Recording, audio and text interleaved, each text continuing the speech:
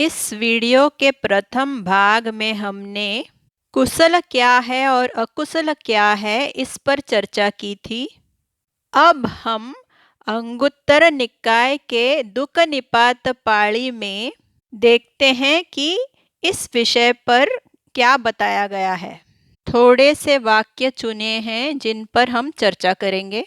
अकुशलं भिक्खवे पजहत, शब्दों का क्रम बदल कर लिख दिया भिक्खवे अकुशलं पजहत।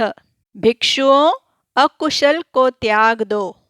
पजहत आज्ञावाचक है। अकुशलं द्वितीया विभक्ति में है। क्या त्याग दो?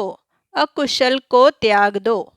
अगला वाक्य सक्का भिक्खवे अकुशलं पजहितुं, या भिक्खवे अकुशलं पजहितुं सक्का, माने भिक्षुओं, अकुशल को त्याग करना संभव है, शक्य है। पजहितुं शब्द को ठीक से समझने के लिए निमित्तार्थक अव्यय पर जो लघु वीडियो अपलोड किया है उसे देखें।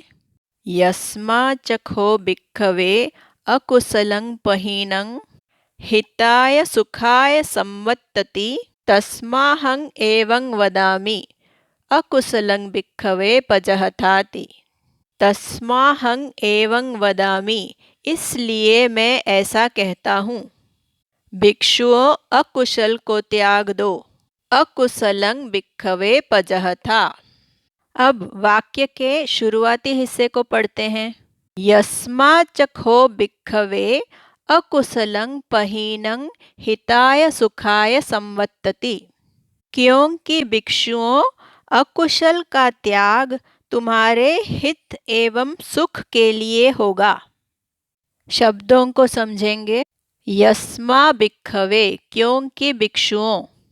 उपवाक्य में संवत्तति क्रिया है जिसका अर्थ है प्रवृत्त करता है, गतिमान करता है, बढ़ावा देता है।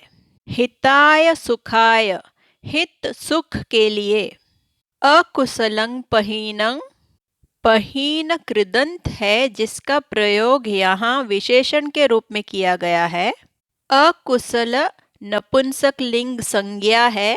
प्रथमा विभक्ति में अकुशलं हो जाता है, तो इसके साथ जो विशेषण जोड़ेंगे वो भी प्रथमा विभक्ति में होगा, माने पहीनं जोड़ेंगे।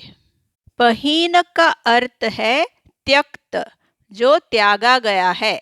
विशेषण संज्ञा के आगे पीछे कहीं भी जोड़ सकते हैं, तो पहीनं अकुशलं का अर्थ हुआ त्यागा गया अकुशल। अब पूरे वाक्य को एक और बार देखते हैं। क्योंकि भिक्षुओं, त्यागा गया अकुशल हित और सुख को बढ़ावा देता है, इसलिए मैं ऐसा कहता हूँ। अकुशल को भिक्षुओं त्याग दो। कुशलं भिक्खवे भावेथ, भिक्षुओं, कुशल को विकसित करो। भावेति क्रिया का अर्थ है वृद्धि करता है, बढ़ाता है, अभ्यास करता है। भावेत आज्ञावाचक है जिसका अर्थ है विकसित करो, बढ़ाओ। सक्का भिक्खवे कुशलं भावेतुं, शब्दों का क्रम बदलकर लिख दिया भिक्खवे कुशलं भावेतुं सक्का। भिक्षुओं, कुशल की भावना करना संभव है। कुशल को विकसित करना, बढ़ाना संभव है, शक्य है। भावेतुं शब्द निमित्तार्थक अव्यय है।